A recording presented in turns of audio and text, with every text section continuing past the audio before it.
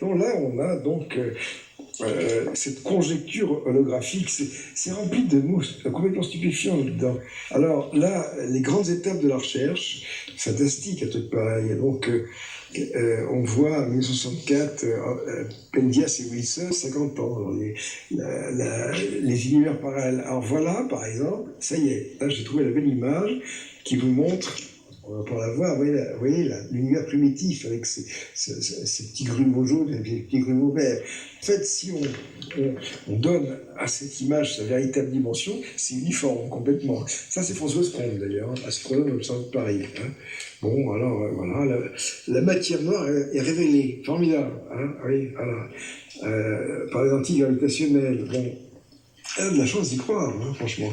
Alors, il y a un truc, c'est par exemple, il y a plein de choses qui déconnent. Par exemple, quand on a envoyé les sondes pionnières, elles ont subi un ralentissement mystérieux, quoi. Hein, c'est très faible, mais c'est mesuré avec une grande précision. Et là, bon, si ça a été fait je comprends.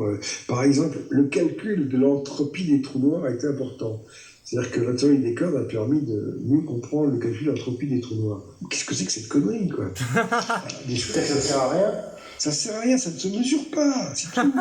Hein, voilà. Pourquoi ça ne se mesure pas quand on prend là? Bah, écoutez, la première chose, c'est que on n'est pas très sûr que les trous noirs existent déjà. Hein. Il y a une chose quand même qu'il faut reconnaître en astronomie, c'est qu'il arrive que des théoriciens,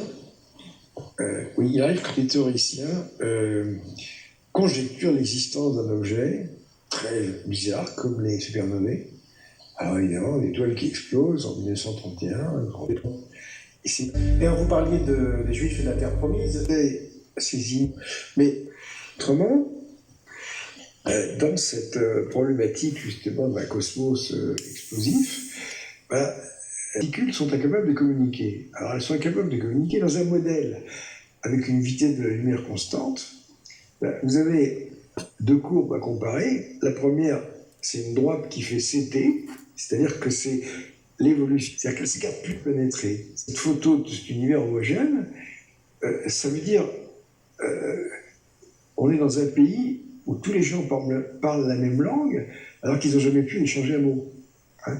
Donc ici, imaginons, on est en France et les gens parlent le français parce que quand même ils échangent depuis des centaines d'années. Et on a donc cette